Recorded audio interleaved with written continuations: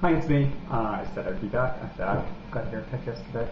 I wanted to talk today. I know that the Democratic National Convention is opening and that people are going to Denver and that the National Stonewall Convention is going on. I was on a board conference call and I can kvetch about that, but I won't. I'm actually rather impressed with Stonewall Democrats. They seem to be actually getting their shit together for the first time in 5 years. And that's impressive and that's important. But I don't want to talk about that today. I don't want to talk about politics. I want to talk about bike riding because, as I said, I like to bike ride and that's what I do. And I'm in training for a ride called Breaking the Cycle. And it's the second year I've done that ride. It's 275 miles plus some additional miles because 275 is a nice number to talk about. Between Gettysburg and Manhattan. And it's a 3-day ride. It's about 90 miles the first day, 110 the second day, and the rest the third day. And it's an important ride because it benefits the gay and lesbian community centers, HIV/AIDS services. I've known 3 people that were close to me that have died of HIV, so I want to tell you a little bit about them. I came out in about 1990, and that was kind of the heart of the AIDS epidemic. They hadn't yet discovered protease inhibitors. It was a terminal disease. It's still a terminal disease, although for many people it's a chronic disease. And what gay men did at that time was become buddies with HIV/AIDS services, especially if you're an activist like I am. So I went and I volunteered at the Pittsburgh AIDS Task Force, and I was assigned my first buddy, and his name was Richard Lewis. And Richard was about my age. He was a porter on Amtrak, and he did the Washington, D.C. to Chicago line. And when I met Richard, I knew Richard for about a year and a half. He was always hoping to get back to work. He loved his job. He loved living in D.C. He loved traveling to Chicago. Richard was living with his mother, and his sister was also very close to them, in a small apartment in a housing project in Pittsburgh. He had contracted HIV through gay sex, and he was African American, and it was very hard on his mother to watch her son die. She loved him dearly, and he loved her dearly, and it's my belief that Richard hung on to life for a very long time because he was afraid of what it would do to his mother. I remember I remember being at the hospital one day when Richard needed to have a central line installed, and that's where they stick a line through your arm and into your heart to deliver some medicines that they thought would prolong his life. And Richard was very, very much afraid of operations, and he asked me to stay with him and hold his hand. And I am not the biggest fan of needles and operations and things like that either. But it was something that I had to do, so I was there holding his hand while the doctors and nurses were in there installing the central line. And afterwards I just had to go out and get drunk. I just couldn't deal with the emotional pressure that was.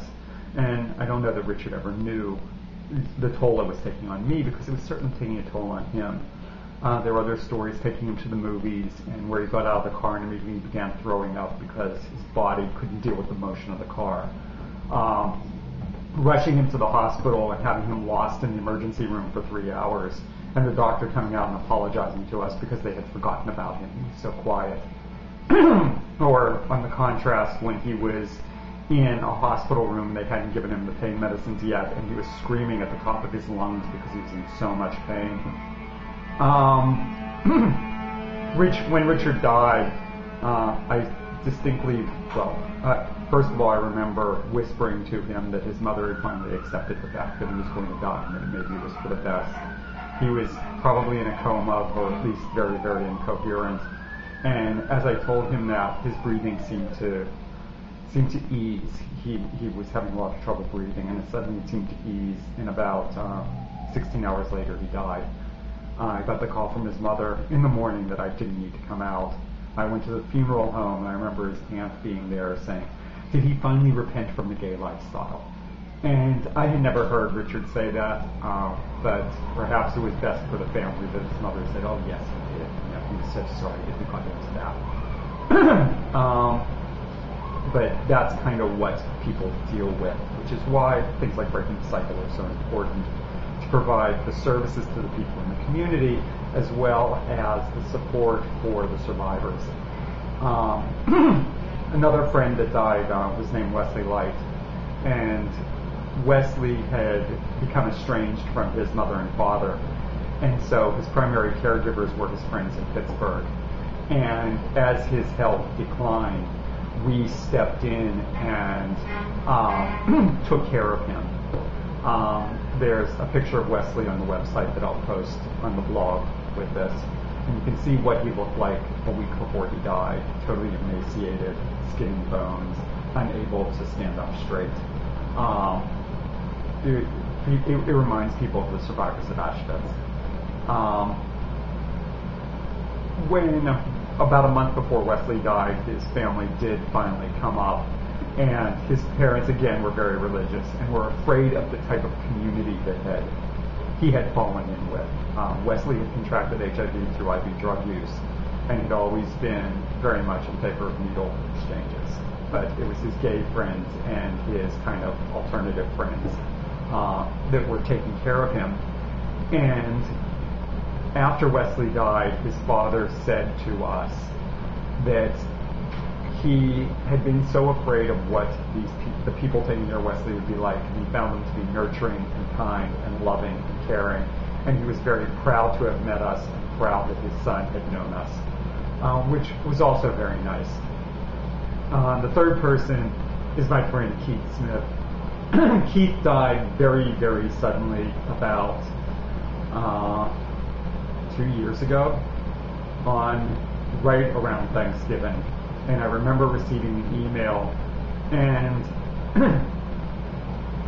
you never ask somebody their HIV status. I had known Keith was HIV positive, which is why when I found out that he had died, it was such a shock. He'd always seemed healthy. He'd always been boisterous. What you remember about Keith was his smile and his laugh and his good sense of humor. He was fun to be around. He was always a kind gentleman. Keith was a lobbyist for progressive causes in Oklahoma. As you can imagine, Oklahoma is not the place to be for progressive causes, but Keith was tenacious, and he would fight for a woman's right to choose, and he would fight for gay rights, and he would fight for environmental causes. And when he died, there was a memorial service at the state capitol for him. And it was a snowy day in Oklahoma. The roads were covered with ice, but still several hundred people showed up at the state capitol to pay tribute to Keith, including past governors, legislators, and all his friends. And I think that shows how important a life Keith led and how still devastating this disease is, that people are still dying from it, and why HIV/AIDS services are so important.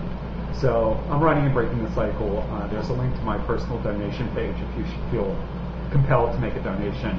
I'd really appreciate it. At this point, I'm about $120 away from my minimum.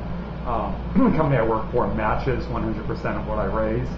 So everybody has to raise $3,500. I have to raise $1,750, which is really nice.